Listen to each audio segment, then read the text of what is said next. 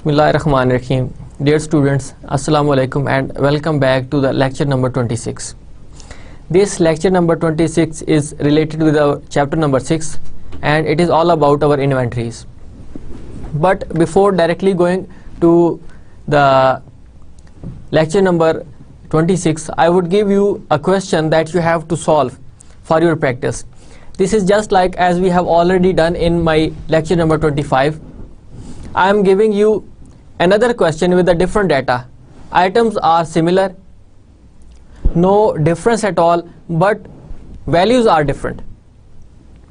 If you could remember, in my sales revenue, we had 9,50,000 of our sales, but now in this question we have 11 lakh and 5,000 of sales.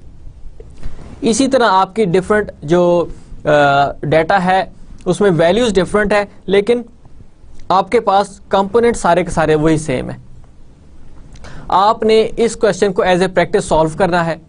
As I said in my previous lecture that if in any question requirement is only to calculate net income, you have to calculate net income and then you have to prepare all the requirements. These requirements are your cost of goods manufactured, cost of goods sold statement and then you prepare income statement. तो आपका सारे का सारा system ऐसे ही चलता है, ऐसे ही करना होता है. But for your own convenience I have given you these 4 requirements. Prepare cost of goods sold statement. Now I am explicitly saying in my requirement that you have to prepare a cost of goods sold statement. That cost of goods sold statement will tell you that the sales of product you have made and what is their cost. उनकी cost कितनी है कि आपने उनको sales किया है. फिर आपने इनकम स्टेटमेंट बनानी है. डाटा सेम है, वही उसी तरह आपने यूज करना है, बट वैल्यूज आर डिफरेंट. आपके पास वही आइटम्स हैं, वही कंपोनेंट्स हैं, कोई फर्क नहीं है. For your own convenience I have given you the same components but with the different data. आप उसका फिर कंपैरिजन करें कि आपने क्या काम ठीक किया है या गलत किया है. लेकिन प्रैक्टिस आपने दोनों क्वेश्चंस की करनी है. Then you have to prepare their journal entries and we know that what is a flow of manufacturing cost.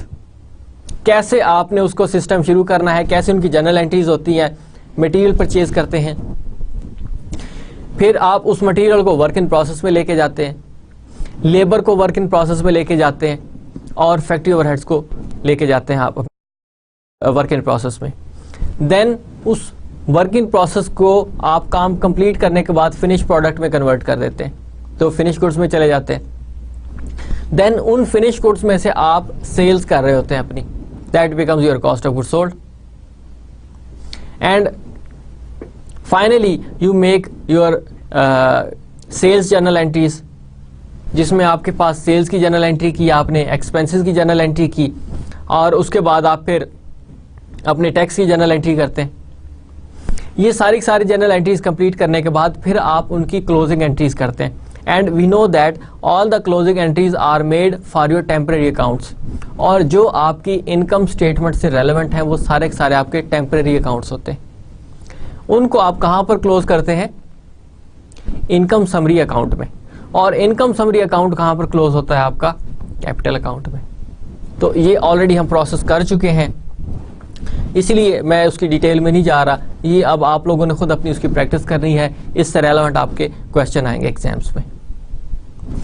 Now coming back to my lecture number 26, we have different objectives about this inventories chapter, which is chapter number 6. Summarize and provide examples of internal control procedure that apply to inventories. अब आप क्योंकि inventories की बात कर रहे हैं तो आपने कहना है, बताना ये है कि आपने इंटरनल कंट्रोल को कैसे इंप्लीमेंट करना है अपनी इन्वेंट्रीज को कंट्रोल करने के लिए. उसमें जाहिर है चोरी भी हो सकती है इन्वेंट्रीज आपकी, उनमें कास्ट हाई लो मेंशन हो सकती है, डैमेज हो सकती हैं. So you have to apply proper internal control system and this would be the objective of our this lecture. Then we have to describe the effect of inventory errors on the financial statements. कि आप inventory को अगर गलत तरीके से लिख दें, उसमें कोई मिस्टेक ले आए, उसमें कोई एरर्स हो जाए, तो आपका उसकी फाइनेंशियल स्टेटमेंट्स पर क्या इफेक्ट पड़ता है. यही इन्वेंट्रीज है ना जिसका हम बार बार जिक्र कर रहे हैं. आपकी इन्वेंट्रीज में मटेरियल की इन्वेंट्री शामिल होती है, आपकी वर्क इन प्रोसेस की इन्वेंट्री शामिल होती है, आपकी फिनिश गुड्स की इन्वेंट्री शामिल होती है. अब इनकी वैल्यूज को आप कम या ज्यादा लिख दें, कम लिखनी थी आपने ज्यादा लिख दी, ज्यादा लिखनी थी आपने कम लिख दी, तो फिर उनका इफेक्ट आपकी फाइनेंशियल स्टेटमेंट्स पर क्या होगा. Then we will also discuss about the 3 inventory cost flows assumptions. Cost flow assumptions आपकी कौन कौन सी हैं, we will describe in this lecture and how they impact the income statement and balance sheet. कि आपकी वो income statement और balance sheet पर उसका क्या effect पड़ता है. So that would also be the objective of this chapter. Then compute the cost of inventory under the perpetual inventory system using the following cost methods: first in, first out, last in, first out, and then average cost. ये क्या चीजें हैं.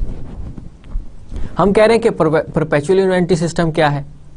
इसमें फिर आपके पास first in first out, what is this. Then last in first out, ये क्या चीजें हैं. एंड देन एवरेज कॉस्ट, ये क्या चीज है. These are all the cost flow assumptions कि आपने अपनी कॉस्ट को कैसे फ्लो करना है. आपके पास प्रोडक्ट्स आ रही हैं, मैन्युफैक्चर कर रहे हैं, प्रोडक्ट्स आ रही हैं, मैन्युफैक्चर कर रहे हैं, प्रोडक्ट्स आ रही हैं, सेल्स कर रहे हैं, प्रोडक्ट्स आ रही हैं, सेल्स करते जा रहे हैं. तो फिर in out, what is in and out about the products. Then we will also see the cost of inventory under the periodic inventory system. So I can explain that we have 2 inventory management systems. One is a perpetual inventory system and other is a periodic inventory system.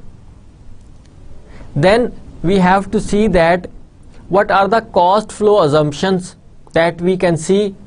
First in, first out, last in, first out, and average method, average cost method in perpetual inventory system, and then first in, first out, last in, first out, and average cost method in periodic inventory system. Then compare and contrast the use of 3 inventory costing methods. जब आप इन तीनों को compare करेंगे तो आपको फिर अंदाजा होगा कि इनके प्रोज एंड कॉन्स क्या हो सकते हैं, एडवांटेजेस एंड डिसएडवांटेजेस क्या हो सकते हैं. जब आप इसको पढ़ेंगे तो फिर इसका कंपैरिजन करना भी इजी होगा. इससे पहले तो बड़ा डिफिकल्ट होगा इसको एक्सप्लेन करना कि ये होता क्या है, कैसे काम करते हैं ये.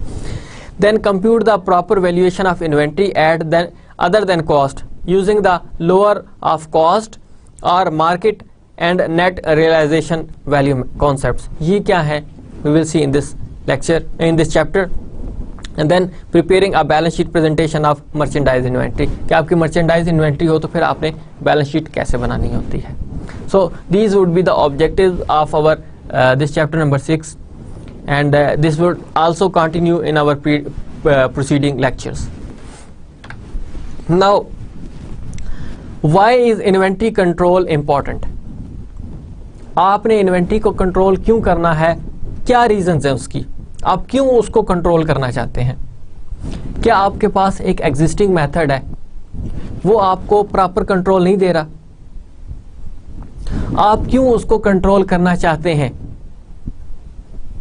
क्या आपको किसी चीज का डर है, you have any fear about your inventories, what could happen with your inventories. So inventory is a significant asset and for many companies the largest asset.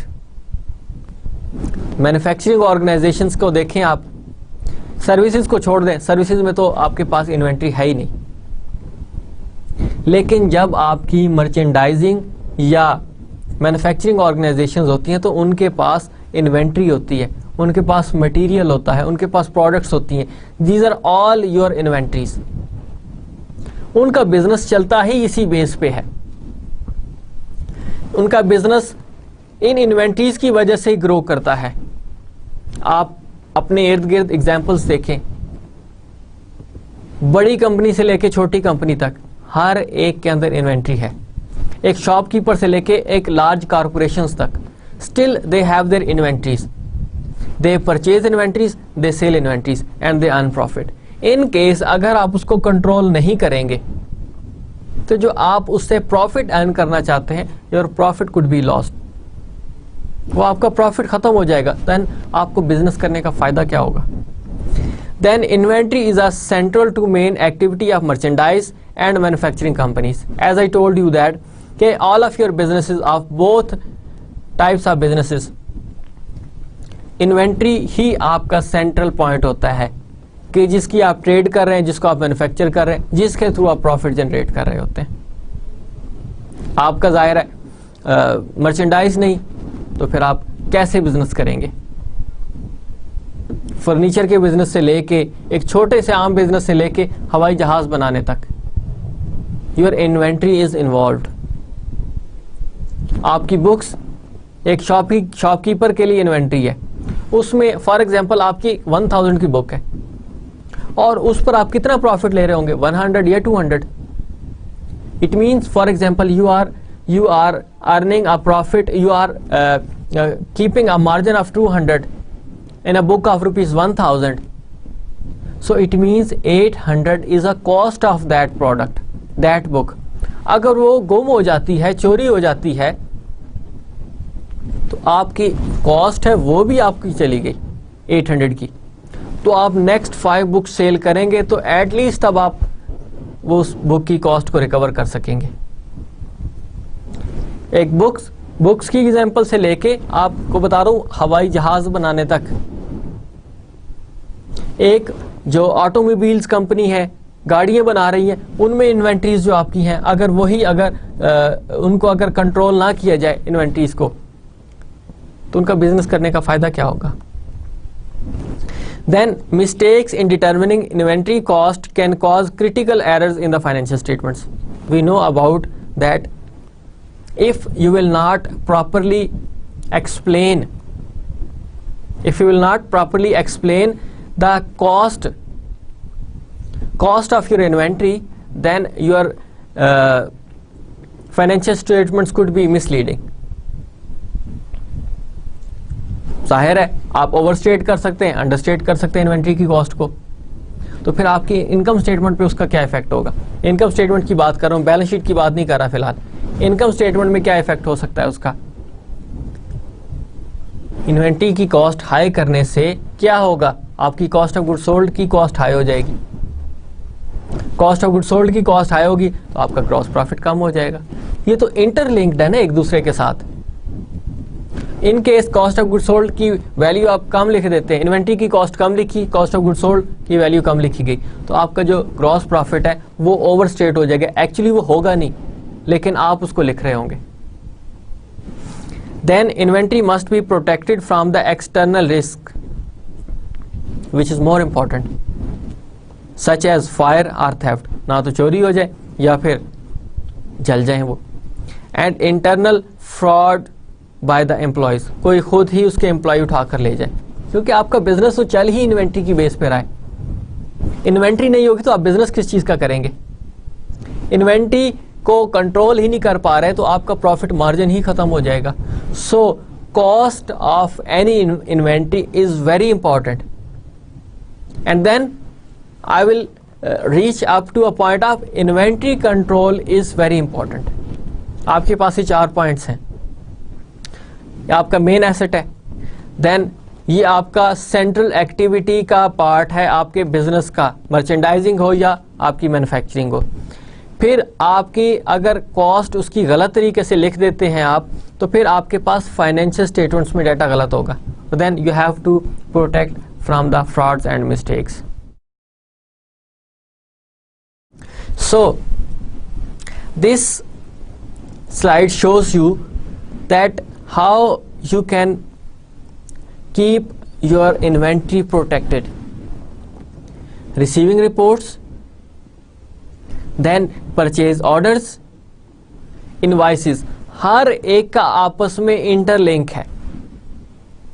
आपने परचेज की, परचेज ऑर्डर आया, उसके लिए इनवाइसेस बनी, रिसीविंग रिपोर्ट्स आई, हर एक का interlink है। अब 3 लोगों को आपने इसमें इन्वॉल्व करके एटलीस्ट आप उसको प्रोटेक्ट कर रहे हैं।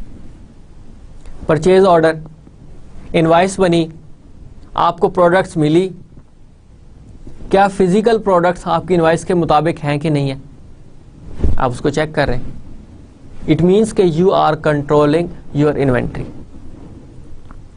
आपने उस परचेज ऑर्डर से जो चीज़ आपको मिल रही है उससे कंपैरिजन करें कि क्या ये उसके मुताबिक है, उसकी स्पेसिफिकेशन के मुताबिक है या नहीं है। तभी आप अलाउंसेस उनसे ले लेते हैं, तभी आप डिस्काउंट लेते हैं, तभी आप अपनी इन्वेंट्री को वापस कर रहे होते हैं, जो हमने पीछे लेक्चर्स में देखा है कि आपकी सारे के सारे इंटरनल कंट्रोल डिपेंड कर रहा होता है आपकी इन्वेंट्री पे, क्योंकि इसी की यूटिलाइजेशन ज़्यादा है ना। आपको पता है आपका फिक्स्ड एसेट है, उसकी चोरी नहीं हो सकती, आपका इक्विपमेंट है, उसकी चोरी नहीं हो सकती। एक दफ़ा कॉस्ट जो मेंशन होगी वो मेंशन कर दी आपने। ये इन्वेंट्री आपकी क्योंकि रोटेट कर रही होती है, कंज्यूम हो रही है, परचेज कर रहे हैं, सेल कर रहे हैं, परचेज कर रहे हैं। सो इट मीन्स के you can make frauds, your employees can make frauds easily because you have a rotating type of your asset. हर वक्त उसमें चेंजेस आ रही हैं, हर वक्त उसमें तब्दीलियां आ रही है, कभी वो इंक्रीज कर रहा है, कभी डिक्रीज कर रहा है। फिर उसकी कॉस्ट की कैलकुलेशंस में आपको प्रॉब्लम्स हो सकते हैं कि कॉस्ट है तो नहीं लिख दी आपने, उसकी कॉस्ट लो तो नहीं कर दी। ये मैं आपको क्या बातें बता रहा हूं, ये आपकी कॉस्ट फ्लो अजम्पशन से रिलेटेड है। कंपनीज खुद अपने तौर पे बाजुकात ये करती हैं just to protect them self by the taxes, to show government that we have, for example they have overstated their inventory. Overstate करके क्या शो करना चाह रहे होते हैं कि we have earned a less profit, so that we are unable to give you a huge amount of tax। क्योंकि tax आपका किस पे लगता है, हमने देखा अपने लेक्चर्स में, टैक्स आपका नेट प्रॉफिट पे लगता है। जब नेट प्रॉफिट ही कम शो हो रहा है तो फिर आप टैक्स कैसे देंगे, हाई टैक्स कैसे देंगे। हमने देखा ना कि आपके कुछ टैक्स स्लैब्स होते हैं कि इस लेवल तक आप नेट इनकम अर्न करेंगे तो इस पर इतने % टैक्स है, इससे ऊपर चले जाएंगे तो इस पर टैक्स का जो परसेंटेज है वो आपकी चेंज हो जाती है। इसमें पता नहीं कितनी चीज़ें इन्वॉल्व होती हैं आपकी, हर एक चीज की इन्वॉल्वमेंट है आपकी इन्वेंट्री को कंट्रोल करने के लिए। क्योंकि इंपॉर्टेंट किस लिए ये कि ये रोटेट हो रहा था, परचेज कर रहे हैं, सेल कर रहे हैं, परचेज कर रहे हैं, सेल कर रहे हैं। आपने इक्विपमेंट खरीदना था वो खरीद लिया, कॉस्ट मेंशन कर दिया आपने, because that is not mentioned in your income statement. Equipment आपका हमेशा से लिखा जाएगा बैलेंस शीट के अंदर, उसकी कॉस्ट हाई या लो कर दें इससे कोई फर्क नहीं पड़ता, लेकिन आपकी इनकम स्टेटमेंट में प्रॉफिट पर उसका इफेक्ट पड़ेगा। वो आपका ओवरस्टेट हो जाएगा या अंडरस्टेट हो जाएगा। कंपनी की मैनेजमेंट अंडरस्टेट करके आपकी इन्वेंट्री की कॉस्ट को हाई प्रॉफिट शो कर देती है शेयर होल्डर्स को, कंपनी के मालिकान को, कि आपने इतना प्रॉफिट अर्न किया है। लेकिन एक्चुअली क्या हो रहा है, प्रॉफिट तो इतना है ही नहीं, प्रॉफिट तो आपका कम है। आपने शेयर होल्डर्स को, एक स्पेशल वर्ड यूज किया जाता है विंडो ड्रेसिंग, आप एक्सटर्नल स्टेक होल्डर्स को ये बता रहे होते हैं कि this company is earning too much profit, although अंदर से कुछ और मामला होता है। So control of inventory is very important in all types of businesses which they are using their physical inventory. So effect of inventory errors on the financial statements क्या हो सकता है, इसको ज़रा एक दफ़ा आप देखें। आपको मैंने थोड़ा सा ब्रीफली बता भी दिया हुआ है, इसको ज़रा देखें इस स्लाइड को कि इसमें क्या चीज़ें मेंशन की गई हैं and how they effect on your financial statements.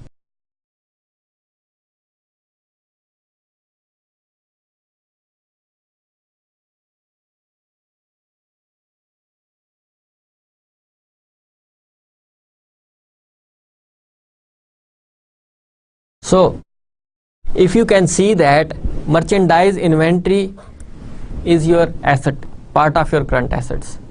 कैसे? आपके पास मटेरियल, आपके पास वर्क इन प्रोसेस में इन्वेंट्री पड़ी हुई है जो, और आपके पास फिनिश गुड्स में जो इन्वेंट्री पड़ी है, ये तीनों मिलकर आपकी मर्चेंडाइज इन्वेंट्री बनती है। ये तो वो है कि जो आपकी मैन्युफैक्चरिंग ऑर्गेनाइजेशंस होती हैं। और अगर आपकी मर्चेंडाइज, आपकी ये मैन्युफैक्चरिंग बिजनेस नहीं है, मर्चेंडाइज है, तो आपके पास सिंपल एक इन्वेंट्री होगी, सिंपल आपकी एक इन्वेंट्री होगी जिसको मर्चेंडाइज इन्वेंट्री कहेंगे। एंड और वो आपकी अनसोल्ड है, तो अनसोल्ड आपकी कोई भी इन्वेंट्री वो आपकी करंट एसेट्स का पार्ट होती है, और करंट एसेट्स आपके एसेट साइड पे लिखा जाता है। आप ओवरस्टेट करेंगे तो क्या होगा, अंडरस्टेट करेंगे तो क्या होगा। हम कहते हैं कि we start from the income statement because all the income statement has an effect ultimately on your balance sheet. Balance sheet आपके पास एक फाइनल एक फाइनेंशियल स्टेटमेंट होती है, क्योंकि बाकी सारी की सारी इसको सप्लीमेंट कर रही होती हैं। कैश फ्लो स्टेटमेंट आपके पास कैश की डिटेल देगी, आपके पास इनकम स्टेटमेंट डाटा फाइनली आपके कैपिटल अकाउंट में जाता है, and capital account is a part of balance sheet. Statement of owners equity part of balance sheet, आपको कैपिटल जो है उसके बारे में डिटेल देता है। Now we are talking about the effect on your income statement. आपके पास कॉस्ट ऑफ मर्चेंडाइज सोल्ड, ये आपकी कॉस्ट एंड एक्सपेंसेस होते हैं, और मैंने कहा है कि cost of merchandise sold is your expense, because आपके पास जो मर्चेंडाइज इन्वेंट्री होती है जिसको आपने सेल कर दिया, उससे बेनिफिट ले लिया, तो that has become your expense. अब क्या हुआ कि ये ही कॉस्ट, आपकी जो कॉस्ट ऑफ मर्चेंडाइज है जो आपका एक्सपेंस बन चुका है, उसी के थ्रू आप ग्रॉस प्रॉफिट कैलकुलेट करते हैं, यानी सेल्स में से आप ग्रॉस प्रॉफिट निकालते हैं। तो फिर क्या होगा, आपके पास ऑपरेटिंग एक्सपेंसेस माइनस करेंगे, नेट इनकम आपके पास आ जाएगी, टैक्सेस वगैरह माइनस करेंगे, और यही नेट इनकम आपका कहाँ जाता है, ऑनर्स इक्विटी में। We already know about it, हमने बड़े डिटेल में लेक्चर्स में देखा है, पीछे जितने भी लेक्चर्स थे हमारे, डायरेक्टली इनडायरेक्टली इनको हम इसकी एक्सप्लेन करते रहे। फिर if merchandise inventory is overstated, तो क्या होगा, मर्चेंडाइज इन्वेंट्री को आपने ओवरस्टेट कर दिया हुआ है, तो क्या होगा, आपके पास कौन कौन सी कंडीशंस लग सकती हैं, ये मैंने इकट्ठी करके लिखी हैं, आप देखें। If merchandise inventory is overstated तो क्या होगा, अंडरस्टेटेड है तो क्या होगा, और उनका इफेक्ट क्या आएगा। आपके पास मर्चेंडाइज इन्वेंट्री अगर ओवरस्टेट है, आपके पास कॉस्ट ऑफ गुड्स सोल्ड पे क्या इफेक्ट पड़ेगा। आपके पास मर्चेंडाइज इन्वेंट्री, वही आपकी मर्चेंडाइज इन्वेंट्री जाती है कहां पे, वर्क इन प्रोसेस में, वर्क इन प्रोसेस से आपकी गई है फिनिश गुड्स में, और फिनिश गुड्स से आपकी कहां चली जाती है, कॉस्ट ऑफ गुड्स सोल्ड में।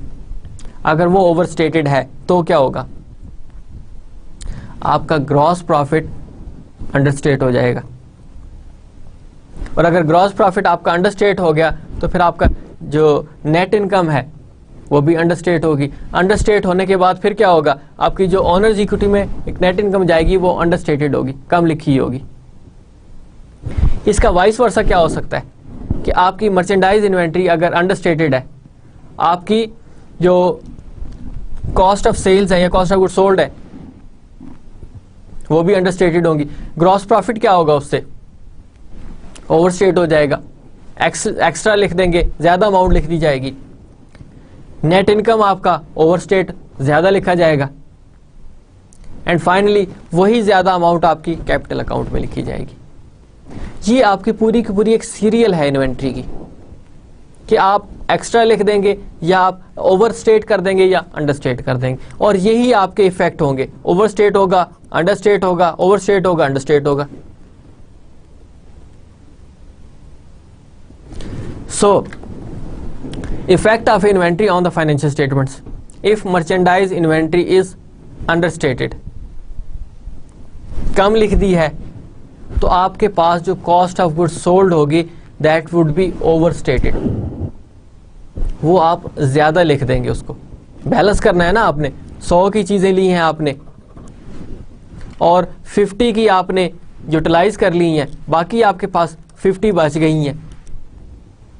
आपने एक अमाउंट ज्यादा लिख दी है। आप फॉर एग्जांपल ये 100 की थी तो आपने इसको फॉर एग्जांपल यहां पर आपने इसको 90 लिख दिया,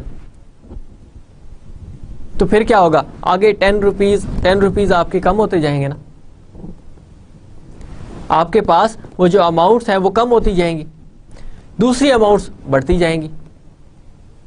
ये फिर आपकी कितनी हो जाएगी, ये 60 में हो जाएगी, यानी कॉस्ट ऑफ मर्चेंडाइज आपकी जो आपने सेल की है वो ओवरस्टेट हो जाएगी। एक्चुअली कितनी की थी, 100 की थी ना, लिखा कितना आपने 90 का, उस 90 में से आपने यूटिलाइज किया उसको, तो वो आपकी जहां पे 50 मेंशन करना था आपने 60 मेंशन कर दिया, आपके पास वो ओवरस्टेट हो गई।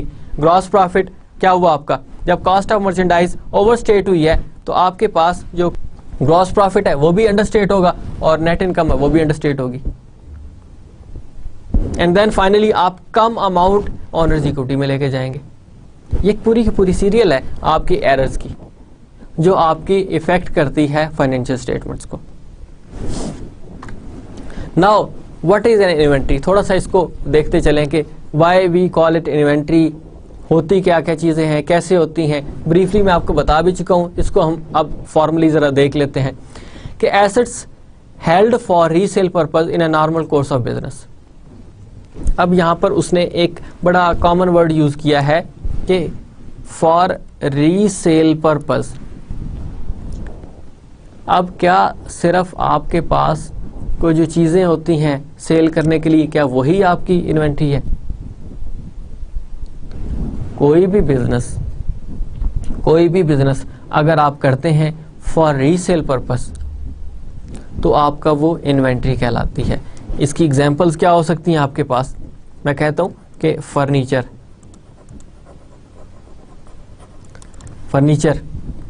आपकी इन्वेंट्री है। आपकी कार्स, आपकी टोयोटा कंपनी है, आपकी सुजुकी कंपनी है, होंडा कंपनी है, BMW कंपनी है, इनके लिए इन्वेंट्रीज इनकी क्या है, इनकी व्हीकल्स है।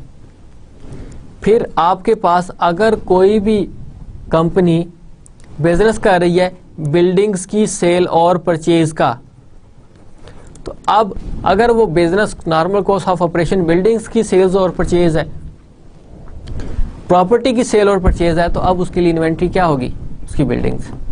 तो अब आप उसको बिल्डिंग नहीं लिखेंगे, अब आप उसको इन्वेंट्री लिखेंगे। आपने एसेट्स रखा है for resale purpose in a normal course of operations, तो that would be your inventory. अब बिल्डिंग आपके लिए इन्वेंट्री है, कारें आपके लिए इन्वेंट्री हैं, जहाज़ों का बिजनेस है तो जहाज़ें आपके लिए इन्वेंट्री, जहाज आपके लिए इन्वेंट्री है। फर्नीचर का बिजनेस कर रहे हैं तो फर्नीचर आपके लिए इन्वेंट्री है। So that is your inventory. Assets used to produce products for resale purpose. अब क्या होता है, assets used to produce products for resale purpose. अब वो एसेट्स आपके जो प्रोडक्ट्स को प्रोड्यूस कर रहे हैं they would not be considered as an inventory, लेकिन जो प्रोडक्ट प्रोड्यूस हो रही हैं वो आपकी इन्वेंट्रीज होंगी। अब जैसे आपने एक प्लांट लगाया, वो plant is not your inventory, that is your fixed asset, लेकिन उससे जो आप प्रोडक्ट्स बना रहे हैं वो आपकी इन्वेंट्रीज होंगी। सो आपके पास मर्चेंडाइज फर्म्स होंगी तो वो मर्चेंडाइज कहती हैं उसको, और मैन्युफैक्चरिंग फर्म्स में आपके पास raw material is your inventory, work in process is your inventory, finish goods is your inventory. इन तीनों को मिलाकर इनकी अमाउंट्स आप बैलेंस शीट में लिखते हैं। ये फॉर एग्जांपल आपकी 1000 की है, ये 2000 की है और ये आपकी 3000 की है, तो टोटल आप बैलेंस शीट में उसको 6000 से मेंशन करेंगे। और इसकी अगर डिटेल देखनी है उन्होंने कि इसमें कितनी कौन सी इन्वेंट्री है, तो आपके बैलेंस शीट के जो नोट्स दिए होते हैं आपके एंड पे, वहां पर आप जाके देख सकते हैं कि जी मटेरियल कितने का था, वर्क इन प्रोसेस आपका कितने का था और आपके फिनिश गुड्स कितने की थी। Now I hope you can understand what is an inventory. I just repeat, assets held for resale purpose that in the normal course of operation, that is your inventory. आपकी building अगर business कर रहे हैं तो building आपकी inventory कहलाएगी. इसके अलावा एग्जांपल दिए मैंने आपको गाड़ियों की, फर्नीचर की, आपके पास लैपटॉप्स हैं, ये उनके लिए इन्वेंट्री है. इस तरह आपके डिफरेंट बिजनेसेस हैं, उनके लिए वो इन्वेंट्रीज होंगी जिनका वो सेल और परचेज करते हैं. फिर आपने assets used to produce products, ये आपकी इन्वेंट्री नहीं होती. लेकिन जो प्रोडक्ट्स हैं जिनको आप प्रोड्यूस कर रहे हैं मैन्युफैक्चरिंग ऑर्गेनाइजेशंस के अंदर हैं, तो फिर आपका वो जो एसेट प्रोड्यूस कर रहा है that would not be your inventory, but the products which are being produced that becomes your inventory. और फिर हमने देखा मर्चेंडाइज फर्म्स जो हैं वो मर्चेंडाइज कहती हैं उसको, और जो मैन्युफैक्चरिंग फर्म्स हैं रॉ मटेरियल को इन्वेंट्री बोलती हैं, वर्क इन प्रोसेस को इन्वेंट्री बोलती हैं, और फिनिश गुड्स को इन्वेंट्री बोलती हैं. Now how to account for an inventory purchases, sales and reporting. आपने इन्वेंट्री को कैसे अकाउंट करना है, जो परचेज कर रहे हैं, जो सेल्स कर रहे हैं, और फिर उसको कैसे आप रिपोर्ट करते हैं. रिपोर्ट मीन्स के आप प्रेजेंट कर रहे होते हैं उसके ओनर्स को. Applying either the periodic inventory system और परपेचुअल इन्वेंट्री सिस्टम. आपके पास दो सिस्टम है अपनी इन्वेंट्री को मैनेज करने के. अब आपकी वो जो प्रोडक्ट है वो बताती है कि should we put it in the periodic inventory system, इसका कंट्रोल पीरियोडिक इन्वेंट्री सिस्टम के थ्रू किया जाए या इसका कंट्रोल परपेचुअल इन्वेंट्री सिस्टम के थ्रू किया जाए. This is up to you, आपने उसको डिसाइड करना होता है. लेकिन वो आपको प्रोडक्ट बताएगी कि ये प्रोडक्ट, इसकी नेचर ऐसी है तो इसको हम पीरियोडिक बेस पे कर सकते हैं मैनेज, इसको अकाउंट्स हम पीरियोडिक बेस पे कर सकते हैं. वही प्रोडक्ट आपको बताएगी कि आप इसको परपेचुअल के थ्रू कर सकते हैं. Now select a cost flow assumption, determine the value of inventories. कि अब इसमें से आपके पास कॉस्ट फ्लो अजम्पशंस क्या होंगी. उनमें से पहले आपके पास कंट्रोल कैसे है, मैनेज कैसे कर रहे हैं, या तो पीरियोडिक इन्वेंट्री सिस्टम से कर रहे हैं या परपेचुअल से कर रहे हैं. फिर इनमें से आपकी कॉस्ट फ्लो अजम्पशंस कौन सी हैं. आपके पास फर्स्ट इन फर्स्ट आउट है, लास्ट इन फर्स्ट आउट है, या फिर एवरेज कॉस्ट मेथड है. Both inventory system requires a physical count of inventory at the end of a period to determine the unit which can be included in the inventory count. आपने month के end पे या time period के end पे सबको count करना होता है, लेकिन वो फिजिकल होना जरूरी है. अब आप पीरियोडिक इन्वेंट्री सिस्टम यूज कर रहे हैं या परपेचुअल इन्वेंट्री सिस्टम यूज कर रहे हैं. नॉर्मली आपके पास जो लो कॉस्ट और हाई वॉल्यूम में जो प्रोडक्ट्स होती हैं, आपकी इन्वेंट्री होती है, उसके लिए आप पीरियोडिक इन्वेंट्री सिस्टम यूज करते हैं. ये एक नॉर्मल बता रहा हूं, लेकिन इट इज़ नॉट नेसेसरी.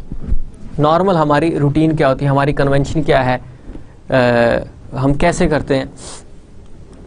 आपके पास I repeat low cost high volume तादाद में बहुत ज़्यादा है, तो उसके लिए आप पीरियोडिक इन्वेंट्री सिस्टम यूज़ कर रहे हैं.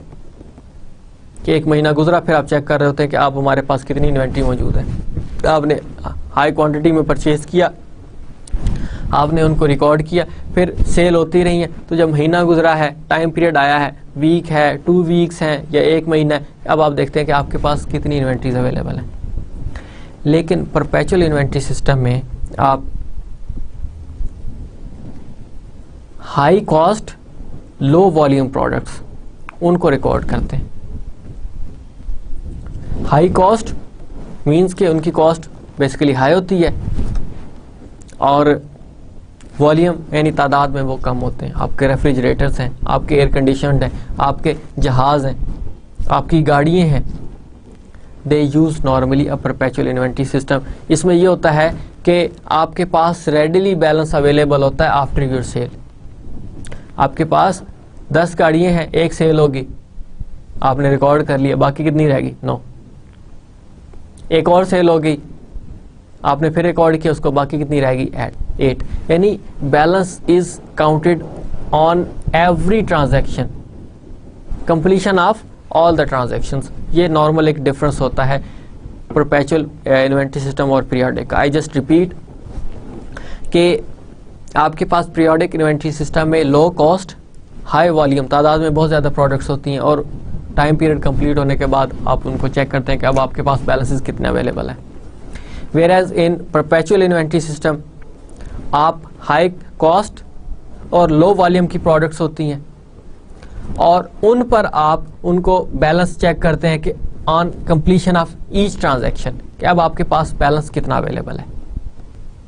These are the basic differences between the management of your inventories, periodic inventory system and perpetual inventory system. Now, as I told you that inventory systems have two basic types, perpetual inventory system and periodic inventory system. अब depend ये करता है कि आपकी organisation कौन सी inventory use करती है।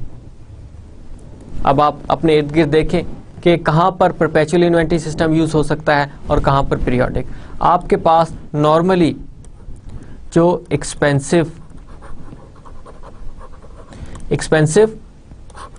और हाई और इसमें जो आपके पास लो वॉल्यूम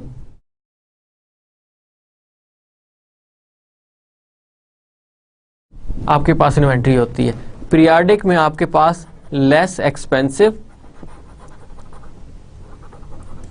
और हाई वॉल्यूम।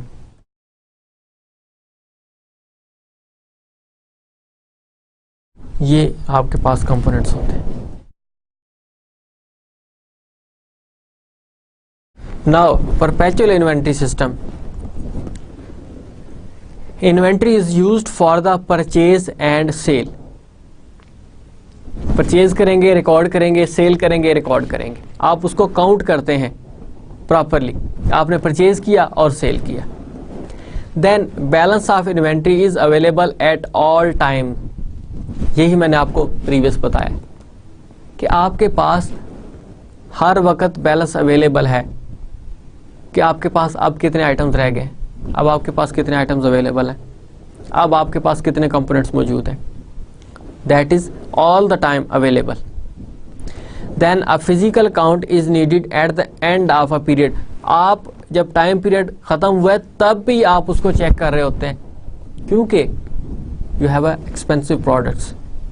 टाइम पीरियड गुजरा है, करते दोनों में, लेकिन यहाँ पर परपेचुअल में क्या कर रहे हैं आप, आपके पास कंपोनेंट्स मौजूद हैं, आप हर ट्रांजैक्शन के बाद उसको चेक भी कर रहे हैं, लेकिन eight the end of the period फिर काउंट करते हैं आप लोग कि अब आपके पास कितने अवेलेबल है, क्या आपका बैलेंस फिर उसके इक्वल है कि नहीं है। Any discrepancy of book balances with a physical count should be adjusted to a loss or gain account. कोई अगर दरमियान में डिस्क्रिपेंसी आ भी गई है तो फिर आप उसके लिए सेपरेट एक लॉस या गेन अकाउंट बनाते हैं और उसके थ्रू उसको एडजस्ट कर रहे होते हैं, क्योंकि आपकी जो कंपोनेंट्स है वो ख़राब भी हो सकते हैं, उसमें कोई प्रॉब्लम आ सकती है, तो फिर उसको लॉस या गेन के अकाउंट के थ्रू आप मैनेज करते हैं। Then cost of good sold is use to record the cost of good sold of a sale. CGS normally आप उसको यूज़ करते हैं उसके लिए जब आप उसकी सेल कर रहे होते हैं। Then therefore the CGS is also known at all times. हर दफ़ा आप उसको कह रहे होते हैं कि कॉस्ट ऑफ गुड सोल्ड, जब आपने सेल की cost of good sold, sale की कॉस्ट ऑफ गुड सोल्ड, आप उसको इसी तरह मेंशन करते हैं। हर एक सेल पे आप उसको लिखते हैं, आपने रेफ्रिजरेटर सेल किया, आपने गाड़ी सेल की, कॉस्ट ऑफ गुड सोल्ड, उसको मेंशन कर रहे होते हैं। CGS is determined by selecting a cost flow assumptions. आप CGS कैसे कैलकुलेट करते हैं? Through cost flow assumptions. आपकी कॉस्ट फ्लो assumptions होती हैं, उनके थ्रू आप वो CGS कैलकुलेट कर रहे होते हैं। वो कौन सी कॉस्ट फ्लो assumptions है आपके पास? In order to apply these assumptions, companies must keep a record of cost of each inventory unit purchased. अब मैं मर्चेंडाइजिंग बिजनेस की बात कर रहा हूँ कि आपने कितने का परचेज किया वो यूनिट, उसका रिकॉर्ड रख रहे होते हैं, क्योंकि आप परपेचुअल इन्वेंट्री सिस्टम यूज़ कर रहे हैं। आपने फॉर एग्जांपल एक यूनिट परचेज किया था 1 जनवरी को, एक यूनिट परचेज किया और उसकी कॉस्ट थी 1000, आपने उसको अलग से रिकॉर्ड किया, दैट वाज कॉस्ट ऑफ 1000। फिर आपने 5 जनवरी को, एग्जाम्पल दे रहा हूँ आपको मैं, 5 जनवरी को परचेज किए 2 यूनिट्स, 2 यूनिट्स आपने परचेज किए और अब आपको वो यूनिट कितने का पड़ रहा है, 1100 का। आप उसको सेपरेटली रिकॉर्ड कर रहे हैं। पहला कितने का पड़ा आपको, 1000 का, और अब कितने का आपको, 1100 का। तो टोटल कॉस्ट कितनी है इसकी, 1000, और इसकी आपको 2200 पड़ रही।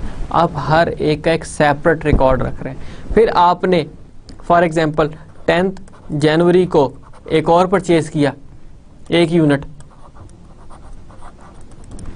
तो उसकी कॉस्ट 900 हो गई थी, तो आप उसको सेपरेट यहाँ पर 900 मेंशन कर रहे हैं। हर एक यूनिट का आपने सेपरेट रिकॉर्ड रखना होता है परपेचुअल इन्वेंट्री सिस्टम में। हर एक इन्वेंट्री को सेपरेटली आपने मेंशन किया कि आपको ये कितने का मिला था, 1000 का। दूसरा यूनिट कितने का आपको पड़ा था पर यूनिट, 1100 का। तीसरा यूनिट आपको कितने का पड़ा, 900 का। इन केस आपने 15 जनवरी को 1 यूनिट और परचेज किया, दैट वाज 1500 कॉस्ट। अब आपको वो कितने का है, 1500 का, तो टोटल इसकी 1500 कॉस्ट हो गई। आपने हर एक यूनिट को जो परचेज किया है उसका सेपरेट रिकॉर्ड रखना होता है, that is being used in the perpetual inventory system. Now what are the basic cost flow assumptions. आपके पास तीन एक बेसिक होती हैं असम्पशंस, और चौथी हम उसमें एक एक्स्ट्रा यूज कर लेते हैं। Number 1 is first in first out, then last in first out, third one is weighted average cost, और fourth one आपकी specific identification method। पहला मैं आपसे कहूं first in first out, अगर मैं वापस अपनी स्लाइड पे जाऊं तो आपने first in means के first जो आपने परचेज किया था अब उसको first out कर रहे हैं, पहले आपने उसको सेल करना है। अब पहला आपको कितने का पड़ा था, 1000 का, पहले इसको सेल कर रहे हैं। That is your first in first out. जो आपने पहले परचेज किया, फर्स्ट आउट सेल उसको पहले करेंगे। फिर दूसरे नंबर पे लास्ट इन फर्स्ट आउट, जो सबसे आखिर में आपने परचेज किया, फर्स्ट आउट, पहले आपने उसको सेल करना है। Now last in, that was purchased on 15 January and it did cost 1500। last in आपके पास सबसे आखिर में आया था, first out, पहले उसको आपने आउट करना है, तो फिर आपने पहले इसको सेल करना होगा। यही डिफरेंस है फर्स्ट इन और फर्स्ट आउट का। These are the cost flow assumptions within perpetual inventory system.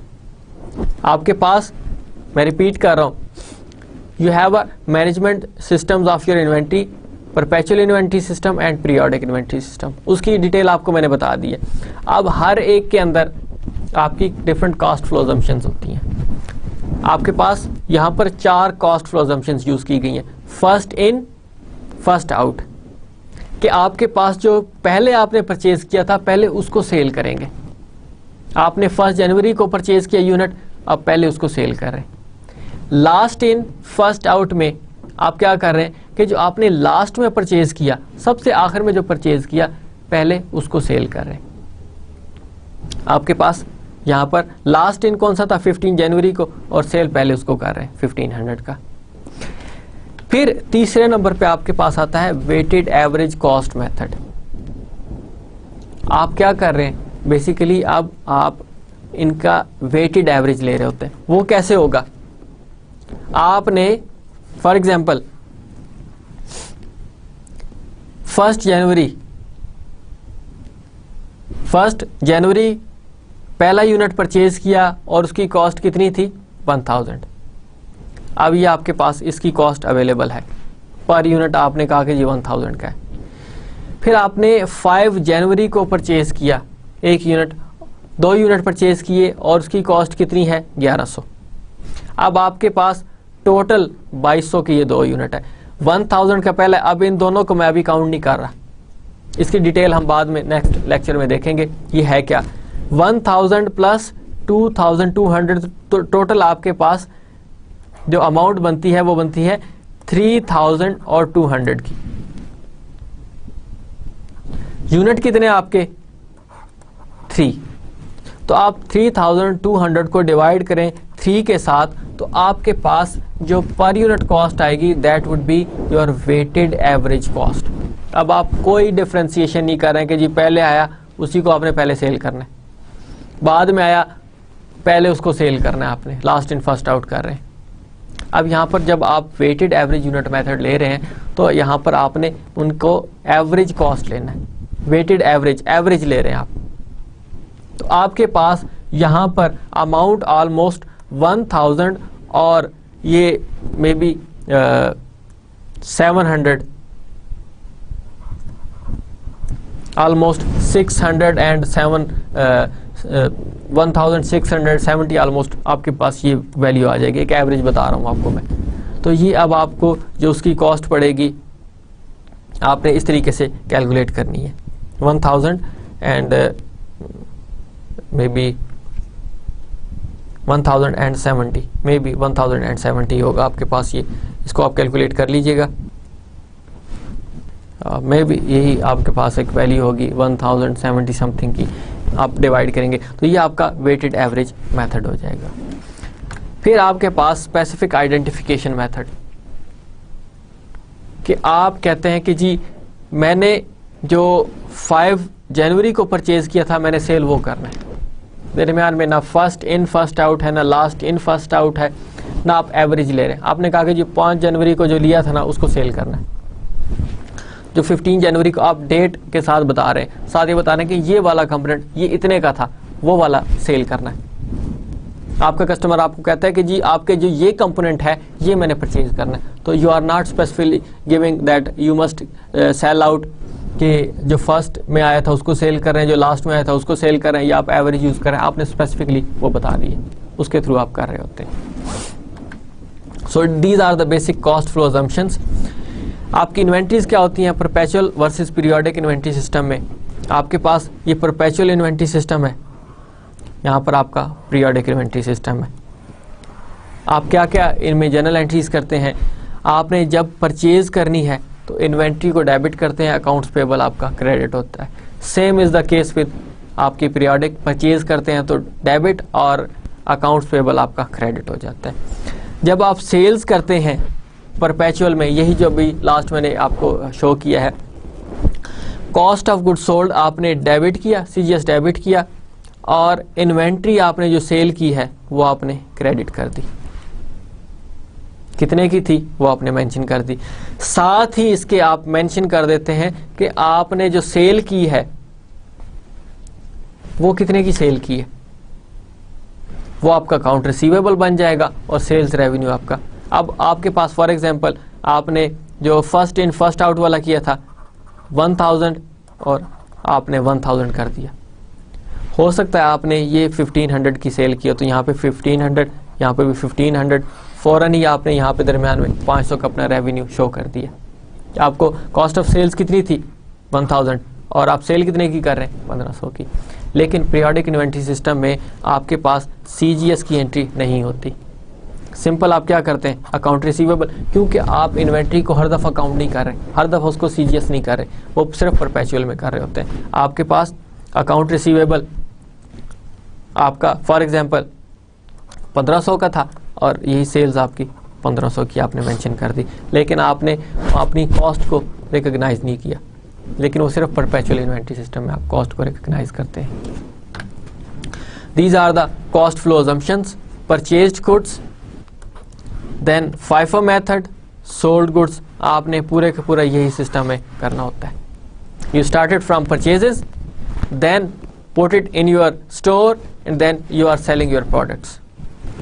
आपके पास लाइफों में आप क्या कर रहे हैं कि आपने जो लास्ट में आई थी, जो सबसे ऊपर पड़ी थी, आपने उनको सेल किया। थर्ड वन आप क्या करें इन्वेंट्री कॉस्ट अजम्पशंस में, अब आप यहाँ पर एवरेज मेथड यूज कर रहे हैं कि आपने सबको इकट्ठा कर दिया, सबका टोटल किया, उनकी पर यूनिट से डिवाइड किया और फिर आपने उनको सेल आउट कर दिया होगा। यही फ़र्क है। आप देखें कि आपके पास जो सोल्ड गुड्स हैं जो लास्ट में थी आपके पास, या फिर FIFO में फर्स्ट इन फर्स्ट आउट, इनको नॉर्मली हम कहते हैं FIFO first in first out, LIFO last in first out, और फिर एवरेज मेथड होता है आपके पास. So these are basically the methods which are being used. ये आपके एक परपेचुअल इन्वेंट्री सिस्टम का एक प्रॉपर फॉर्मेट होता है जिसमें आप डेट मेंशन करते हैं, आप परचेज करते हैं, क्वांटिटी क्या है, यूनिट कॉस्ट क्या है और टोटल कॉस्ट कितने की, ये आप परचेज में शो करते हैं. ये कॉस्ट ऑफ मर्चेंडाइज सोल्ड, ये सेल कर रहे होते हैं. और यही चीज़ आपको मैंने बताई है कि हर एक ट्रांजैक्शन के बाद आप उसका बैलेंस बता रहे होते हैं पीरियोडिक इन्वेंट्री सिस्टम में. फॉर एग्जांपल मैंने कहा आपको 1 जनवरी को परचेज की क्वांटिटी 1 थी, 1000 उसकी कॉस्ट थी, तो टोटल आपके पास उसकी कॉस्ट कितनी होगी 1000. और यही आपके यहाँ पर quantity 1 unit, quantity 1 unit cost 1000, और यहीं पे आप लिख देंगे टोटल कॉस्ट उसकी कितनी है 1000 की. आपने 5 जनवरी को परचेज किया, क्वांटिटी 2 थी, 1100 उसकी कॉस्ट थी, टोटल 2200 की हो गई. और यहाँ पर अगेन बैलेंस में अब आपके पास बैलेंस कितना अवेलेबल है 2, यूनिट कॉस्ट 1100, और यहाँ पर आप लिख देंगे 2200, साथ साथ बैलेंस भी बताते जा रहे हैं. इसमें से आपने सेल कर दी. फॉर एग्जांपल आपने कहा कि जी 16 को आपने 16 जनवरी को सेल्स की हैं, क्योंकि फर्स्ट इन फर्स्ट आउट वाला है, 1 यूनिट आपने सेल किया है, 1 यूनिट ये 1000 उसकी कॉस्ट थी, और आपके पास उसकी टोटल कॉस्ट कितनी हुई. बैलेंस में फिर क्या करेंगे आप, बैलेंस में अब आपके पास 2 यूनिट पड़े हुए हैं, 1100 उनकी कॉस्ट है और 2200 अब उनकी टोटल कॉस्ट आपके पास है. ऊपर 1000 आपने 1 जो यूनिट था वो सेल कर दी है. So that is all about what we have discussed in our lecture number 26. We discussed about the inventory control, why it is important, importance of inventory control. Then we have seen effect of inventory errors on the financial statements. Then we have defined inventory, what is basically an inventory, inventory systems कौन कौन से आपके पास, perpetual inventory system और periodic inventory system, उसकी general entries भी देखी थी. Then we have seen 4 basic cost flow assumptions. कौन कौन सी थी, फर्स्ट इन फर्स्ट आउट या FIFO, last in first out LIFO, average cost method या special identification method. So this is end of lecture number 26. I hope you might have understood about this lecture number 26. Inshallah we will continue this chapter number 6 with our examples, practical examples, उसको solve करेंगे. Then it would be very easy for us to understand कि आपके पास ये assumptions क्या होती हैं और ये systems क्या हैं. So up to that, thank you very much.